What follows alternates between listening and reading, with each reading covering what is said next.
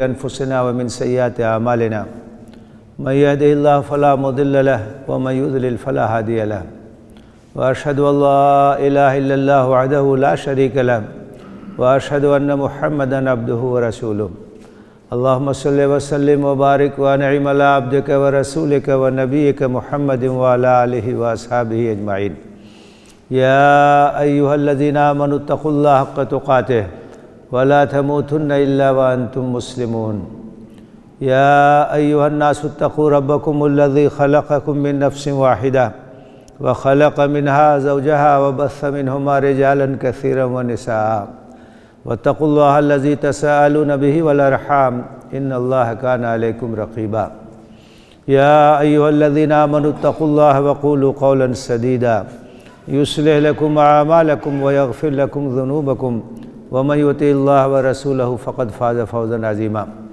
أما بعد فإن أصدق الحديث كتاب الله وخير الهدي هدي محمد صلى الله عليه وسلم وشر الأمور محدثاتها وكل محدثة بدعة وكل بدعة ضلالة وكل ضلالة في النار أعوذ بالله من الشيطان الرجيم بسم الله الرحمن الرحيم قل هذه سبيلي أدعو إلى الله على بصيرة أنا ومن اتبعني وسبحان الله وما أنا من المشركين وقال النبي صلى الله عليه وسلم من يرد الله به خيرا يفقهه في الدين۔ محترم حاضرین، دعوت اور تبلیغ کا کام یہ ایک بنیادی فریضہ ہے جو پوری امت کے اوپر عائد ہوتا ہے، اور اپنی استطاعت کے مطابق ہر شخص کو اس میں اپنا کردار ادا کرنا چاہیے، اپنی ذمہ داری کو سمجھنا چاہیے۔ امت کا ہر فرد ذمہ دار ہے اور سب سے اس کے بارے میں قیامت کے دن پوچھا جائے گا۔ اگر اس کی سنگینی کا ہمیں احساس ہو جائے کہ کتنی بڑی ذمہ داری ہے، تو اس کے لیے ہمارے اندر بے چینی پیدا ہوگی اور فکر مندی پیدا ہوگی، اور اس کے لیے پریشانی ہوگی کہ کیسے ہم اس فریضے کو ادا کریں۔ اللہ تعالیٰ کے ہاں جواب دہی کا احساس یہی وہ چیز ہے جو ہمیں اس سلسلے میں فکر مند کر سکتی ہے۔ یہ ذمہ داری کتنی بڑی ہے اس کا اندازہ آپ اس بات سے کیجئے کہ نبی کریم صلی اللہ علیہ وسلم جب نبوت کے مقام پہ سرفراز کیے گئے اور آپ نے دعوت کا کام، اللہ کے پیغام کو پہنچانے کا کام شروع کیا، تو آپ انتہائی فکر مند رہتے تھے کہ کس طرح سے لوگوں تک قرآن کو پہنچا دیں، اللہ کے پیغام کو پہنچا دیں، جنت کے راستے پر انہیں لائیں، اور اتنی فکر مندی رہتی تھی، اتنا پریشان رہتے تھے کہ قرآن مجید میں اللہ تعالیٰ نے یہ فرمایا فَلَعَلَّكَ بَاخِعٌ نَفْسَكَ عَلَىٰ آثَارِهِمْ إِن لَّمْ يُؤْمِنُوا بِهَٰذَا الْحَدِيثِ أَسَفًا، کہ ایسا لگتا ہے کہ یہ اگر ایمان نہیں لے آئے اس کتاب پر تو آپ ان کے پیچھے اپنے آپ کو ہلاک کر دیں گے۔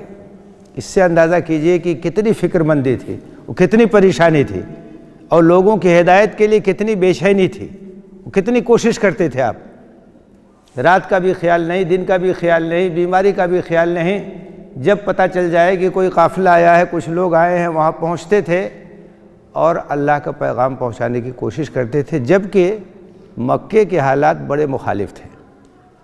یعنی آپ اندازہ کیجئے کہ باہر سے وفود آتے تھے، موسم حج میں بہت سے لوگ آتے تھے، تو نبی صلی اللہ علیہ وسلم ان کے پاس جاتے تھے کہ ان کو قرآن پڑھ کے سنائیں، تو پیچھے پیچھے جو سرداران قریش تھے وہ جاتے تھے، وہ کہتے تھے کہ ان کی بات مت سننا، یہ مجنون ہیں، یہ شاعر ہیں، لوگوں کو برگشتہ کرتے تھے، بدظن کرتے تھے، آپ کے بارے میں ناروا کلمات کہتے تھے۔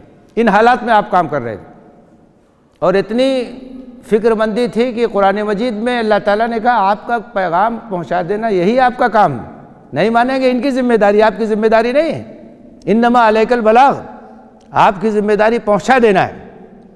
اس کے باوجود ایک بار ایسا ہوا کہ حضرت عبداللہ ابن مسعود رضی اللہ تعالیٰ عنہ سے نبی صلی اللہ علیہ وسلم نے کہا کہ قرآن پڑھ کے مجھے سناؤ۔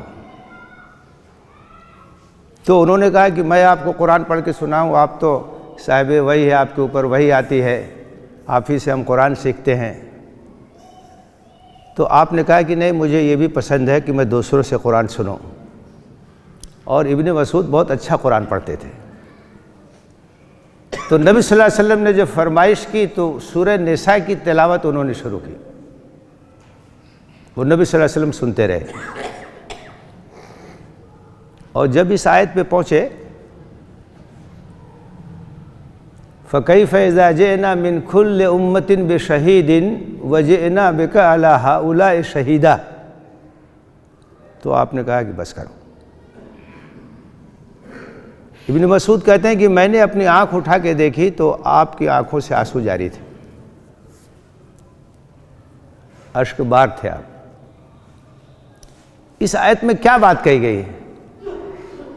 اس آیت میں حشر کے میدان کا منظر کھینچا گیا ہے۔ یہ کہا گیا ہے کہ اے نبی، اس وقت کیا عالم ہوگا جب ہر امت پر ہم ایک گواہ کھڑا کریں گے، اس امت پر آپ کو گواہ کے حیثیت سے کھڑا کریں گے۔ حشر کے میدان میں تمام امتیں آئیں گی، ان کے ساتھ ان کے پیغمبر ہوں گے، ان کے نبی ہوں گے، اور وہاں اللہ تعالیٰ پوچھے گا، پیغمبروں سے بھی پوچھے گا کہ تم نے میرا پیغام پہنچا دیا تھا، دعوت کا حق ادا کر دیا تھا، اور جو قوم ہے، جو امت ہے، اس سے بھی پوچھا جائے گا۔ تو اس کا منظر ان آیتوں میں ہے، اس کا تذکرہ ہے کہ اس وقت کیا عالم ہوگا جب ہر امت پر ہم ایک گواہ کھڑا کریں گے اور اس امت پر آپ کو گواہ کی حیثیت سے پیش کریں گے، تو آپ کی آنکھوں سے آنسو جاری ہو گئے۔ یہ اس بات کی علامت ہے کہ دعوت کا فریضہ ایک بہت بڑا فریضہ ہے، اور اس کے بارے میں اللہ تعالیٰ کے یہاں ہم کو جواب دہی کرنی ہے۔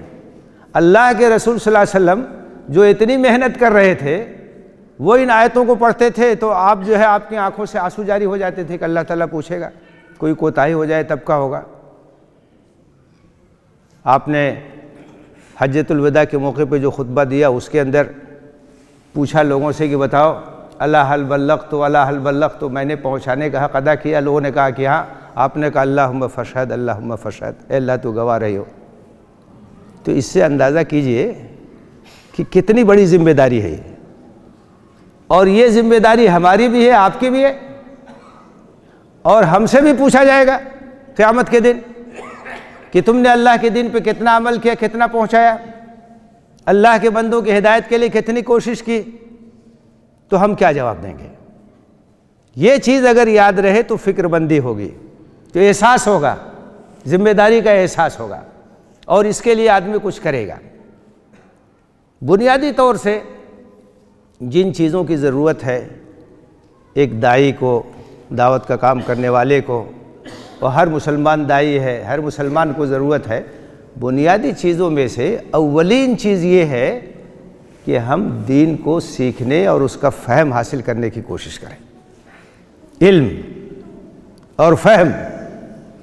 اس لیے آپ دیکھیے اس آیت میں اللہ تعالیٰ نے جہاں نبی صلی اللہ علیہ وسلم کا اور آپ کے متبعین کا طریقہ دعوت بتایا ہے، وہاں ایک بات کہی ہے، قُلْ هَٰذِهِ سَبِيلِي أَدْعُو إِلَى اللَّهِ عَلَىٰ بَصِيرَةٍ، اے نبی کہہ دیجئے یہ میرا راستہ ہے، میں اللہ کی طرف بلا رہا ہوں، اطمینان کے ساتھ، شرح صدر کے ساتھ میں بھی بلا رہا ہوں، اور میرے متبعین بھی بلا رہے ہیں۔ میں بھی داعی ہوں اور میری امت بھی داعی ہے، میں بھی دعوت کا کام کر رہا ہوں اور میری اتباع کرنے والے بھی دعوت کا کام کر رہے ہیں۔ یہ دعوت کا کام علی وجہ البصیرت ہونا چاہیے، اطمینان قلب کے ساتھ ہونا چاہیے، شرح صدر کے ساتھ ہونا چاہیے۔ تو یہ شرح صدر اور یہ اطمینان قلب کیسے حاصل ہوگا؟ جب ہم علم کو سیکھیں گے، جب ہم دین کا فہم حاصل کریں گے۔ جتنا ہمارا مطالعہ بڑھے گا، جتنے مطالعے میں ہماری گہرائی آئے گی، اتنا ہی اطمینان ہوگا، اتنا ہی یقین ہوگا اسلام کے بارے میں، اسلامی تعلیمات کے بارے میں۔ تو یہ بنیادی بات ہے کہ ہر شخص اس بات کی کوشش کرے کہ برابر اس کے علم میں اور اس کے فہم میں اضافہ ہو۔ اسی لیے اتنی فضیلتیں ہیں قرآن کے اندر، احادیث کے اندر علم حاصل کرنے والوں کی۔ یرفع اللہ الذین آمنوا منکم وعملوا الصالحات درجات قل هل يستوي الذین یعلمون والذین لا یعلمون قل رب زدنی علما۔ ہر جگہ علم کی فضیلت ہے، اس کی ترغیب ہے، اس کے بارے میں ابھارا گیا، سیکھو، جاننے کی کوشش کرو، اپنے علم میں اضافہ کرو۔ احادیث میں کہا گیا من یرد اللہ بہ خیرا یفقہہ فی الدین، اللہ جس کے ساتھ بھلائی کا ارادہ کرتا ہے اسے تفقہ فی الدین کی دولت سے نواز دیتا ہے، دین کا علم اسے حاصل ہوتا ہے، وہ دین کے بارے میں پڑھتا ہے، سیکھتا ہے، جاننے کی کوشش کرتا ہے۔ طالب علم کی کتنی فضیلتیں ہیں کہ تمام چیزیں اس کے لیے دعا کرتی ہیں، یہاں تک کہ سمندر کے اندر مچھلیاں اس کے لیے دعا کرتے ہیں، فرشتے دعا کرتے ہیں۔ تو یہ سب فضیلتیں اسی لیے ہے، یہ سب ترغیبات اسی لیے ہے کہ جتنا ہم علم حاصل کریں گے تو ہمارے عمل کے اندر بھی پختگی آئے گی، اور جو ہمارا فریضہ ہم ٹھیک سے اس کو ادا کر سکتے ہیں۔ علم پہلے ہے، عمل بعد میں ہے۔ اگر علم صحیح ہوگا تو عمل صحیح ہوگا، علم اگر صحیح نہیں ہوگا تو عمل صحیح نہیں ہو سکتا ہے۔ فتنے کا اندیشہ ہے، آپ کی معلومات کم ہوں گی، آپ کا مطالعہ کم ہوگا، آپ کا فہم دین کم ہوگا تو کوئی بھی آپ کو گمراہ کر سکتا ہے، غلط راستے پہ آپ کو ڈال سکتا ہے۔ لیکن اگر آپ کے اندر علم ہوگا، آپ کے اندر فہم ہوگا، آپ کا مطالعہ اچھا ہوگا، آپ کو کوئی بھی بھٹکا نہیں سکتا ہے، کسی فتنے میں آپ کو کوئی مبتلا نہیں کر سکتا ہے۔ دعوت کا کام اسی وقت اچھا ہو سکتا ہے جب ہمارا علم اچھا ہو، ہمارا مطالعہ اچھا ہو، دین کے بارے میں ہم جانتے ہوں، تبھی ہم دعوت کا کام ٹھیک سے کر سکتے ہیں۔ ہم میں سے ہر شخص کی ذمہ داری ہے کہ وہ زیادہ سے زیادہ دین کا علم حاصل کرنے کی کوشش کرے، زیادہ سے زیادہ مطالعہ کرے۔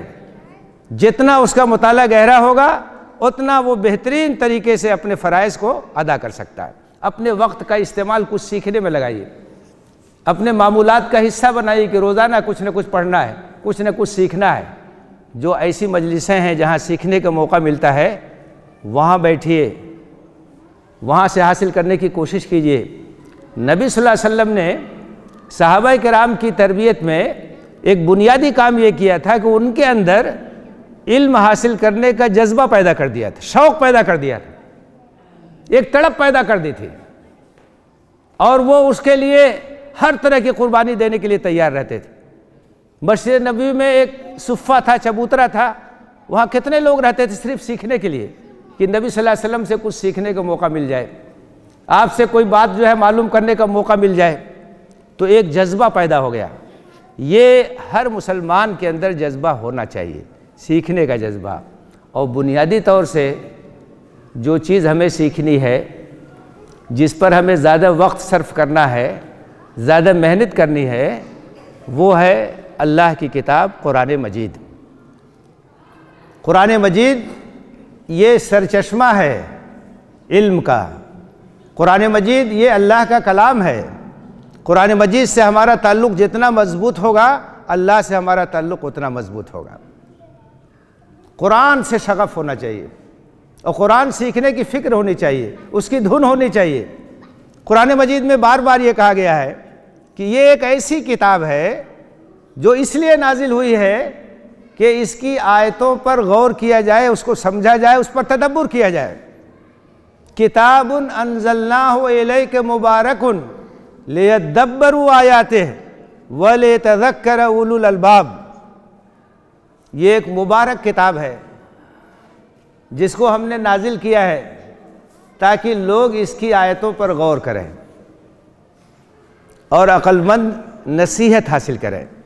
لیتدبروا آیاتہ، اس لیے قرآن آیا ہے کہ اس کی آیتوں پر غور کیا جائے، اس کی آیتوں کو سمجھا جائے، اس کے اندر جو معانی ہیں اس کے اندر اترنے کی کوشش کی جائے۔ اللہ تعالیٰ کیا کہہ رہا ہے، ان آیتوں میں کیا کہا گیا ہے؟ تدبر کے لیے ہے قرآن، تفکر ہے، اس کی آیتوں میں غور کیجئے۔ اتنا بڑا خزانہ ہے جو کبھی ختم نہیں ہو سکتا ہے۔ قرآن مجید اتنا بڑا علم کا خزانہ ہے جو کبھی ختم نہیں ہو سکتا۔ آپ دیکھیے 1400 سال سے زیادہ ہو گیا تفسیریں لکھی جا رہی ہیں، آج بھی لکھی جا رہی ہیں، کل بھی لکھی جائیں گی، اور لکھنے والے غور کرتے ہیں اور کچھ نئی چیزیں ملتی رہتی ہیں، اس کا خزانہ کبھی ختم نہیں ہوتا ہے۔ کتنی چیزیں اللہ تعالیٰ نے قرآن کے اندر جو ہے سمیٹ کے رکھ دی ہے۔ تو یہ ہماری توجہ کا سب سے بڑا مرکز قرآن مجید ہونا چاہیے۔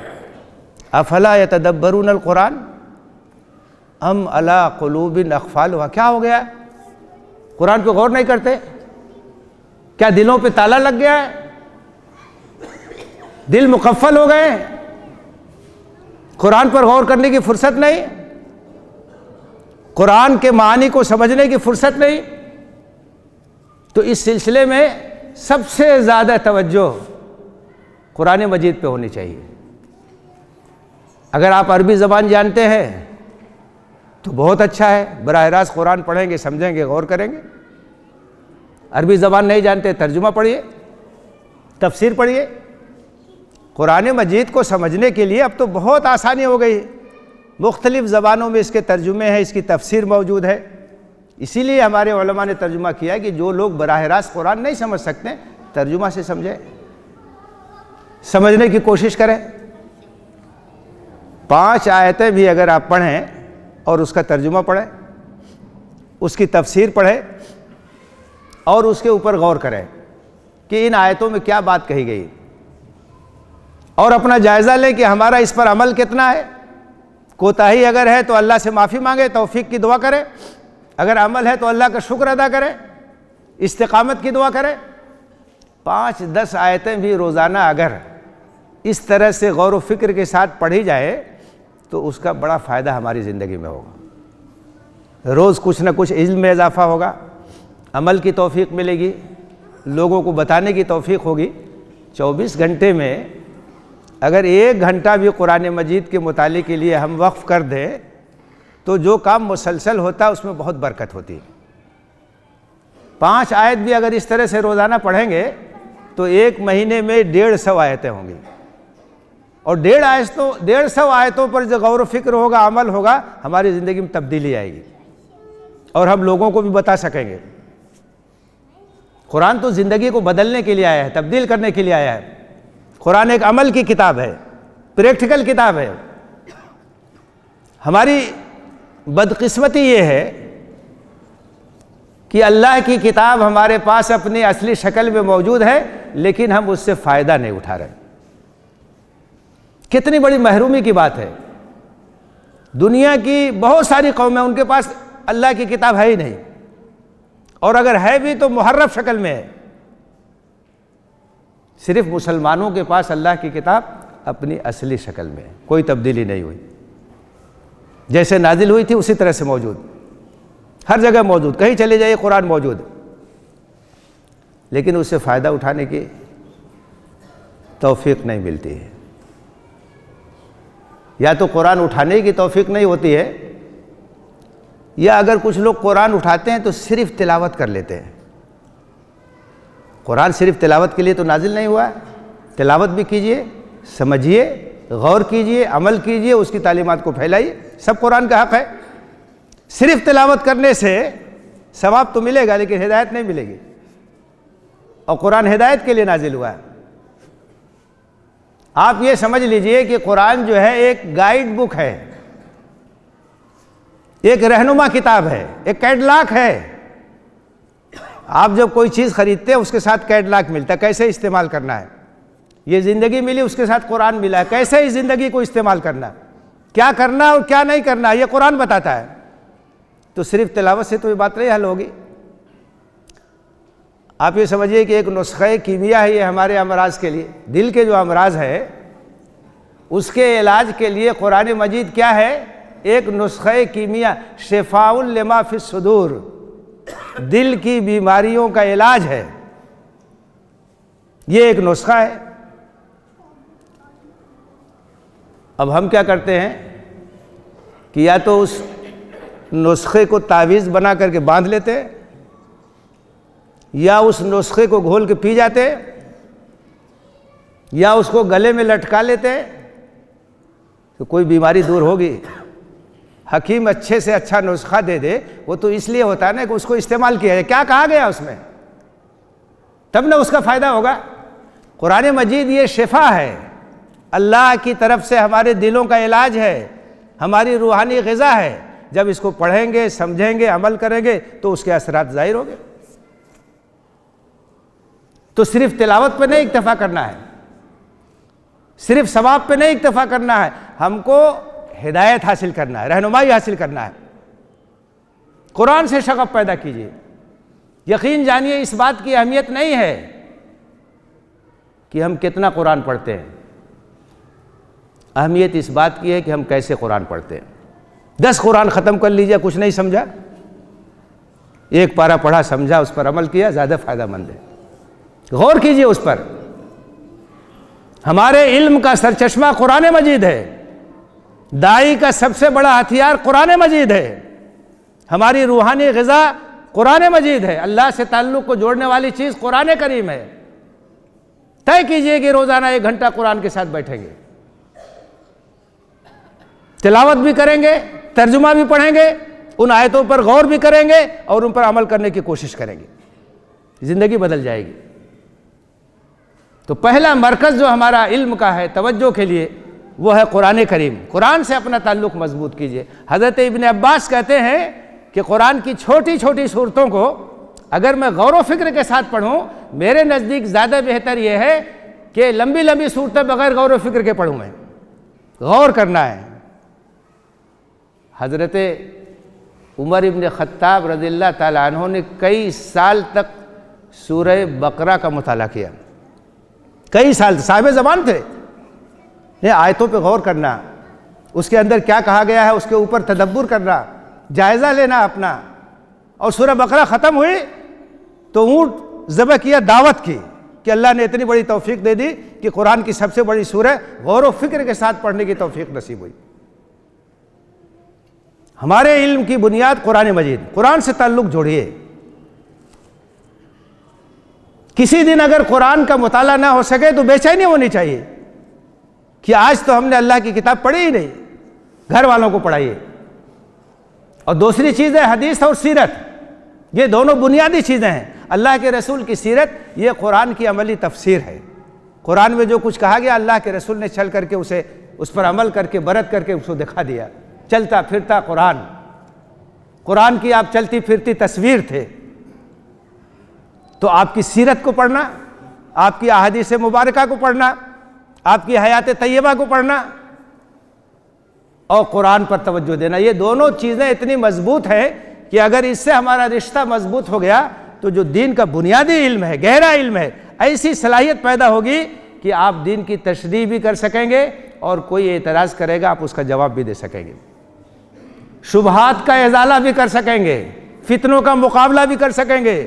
اور اللہ کے رسول نے کہا تھا کہ 2 چیزیں چھوڑ کے جا رہا ہوں، جب تک مضبوطی سے تھامے رہو گے تم گمراہ نہیں ہو سکتے، اللہ کی کتاب اور میری سنت۔ تو میرے بھائیوں اور میرے بزرگوں، ہم سب کو اسلام کی دعوت کا کام کرنا ہے۔ ہم سب داعی ہیں، اسلام کے سفیر ہیں، اور دعوت کے لیے بنیادی چیز ہے کہ ہمارے اندر علم ہو، ہمارے اندر فہم ہو، ہم کو دین کی سمجھ ہو، اور اس کے لیے سب سے اہم چیز یہ ہے کہ اللہ کی کتاب اور اللہ کے رسول کی سیرت اور آپ کی سنت سے ہمارا تعلق مضبوط ہو۔ اس کو پڑھیں، اس کا مطالعہ کریں، اس کے مطابق اپنے آپ کو ڈھالیں، اس کو عام کرنے کی کوشش کریں۔ اللہ ہمیں اس کی توفیق دے، آمین۔ وآخر دعوانا ان الحمد للہ رب العالمین۔ اقول قولی ھذا واستغفر اللہ لی ولکم اجمعین فاستغفروہ انہ هو الغفور الرحیم۔